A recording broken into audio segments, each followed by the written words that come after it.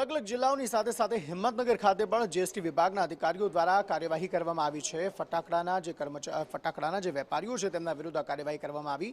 गुरमुखदासनी पेઢીઓમાં GST विभागे search operation हाथ धरवामां આવ્યું હતું। તેજપુર પાસેના ફટાકડાના ગોડાઉનમાં આ સર્ચ હાથ ધરાયું હતું। સાબરકાંઠામાં જીએસટી વિભાગની રેડ પડી છે।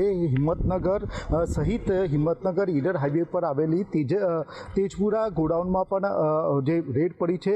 ગુરમુખદાસની જે કાપડની સહિત ફટાકડાની વ્યવહાર કરતા હોય છે, ફટાકડાનો મોટો વેપારી છે। જિલ્લાના અલગ અલગ જગ્યાએ તે હોલસેલમાં વેપાર કરતો હોય છે, ચિઠ્ઠી ઉપર તે પોતાનો વ્યવહાર કરતો હોય છે। તે બાબતમાં લઈને સમગ્ર અલગ અલગ ટીમો બનાવીને જીએસટી વિભાગ સમગ્ર તપાસ હાથ ધરી છે। જે તેજપુરા ખાતે આવેલી ગોડાઉનમાં કેટલા લાખનો માલ છે, માલના બિલ છે કે કેમ તે બાબતની સમગ્ર ટીમે અત્યારે જીએસટીમાં તપાસ કરતા અત્યારે જિલ્લામાં ફફડાટ વ્યાપ્યો છે।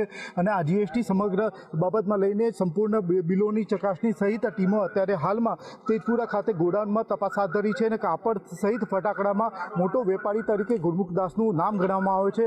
હાલમાં જિલ્લામાં જીએસટી વિભાગની રેડ પડતા અને અલગ અલગ ટીમો બનાવીને ફરતા હાલમાં જિલ્લામાં ફફડાટ વ્યાપ્યો છે। અને ફટાકડામાં જે બિલ વગરના જે ધંધો કરતા હોય તે લોકોને પણ ફફડાટ વ્યાપ્યો છે।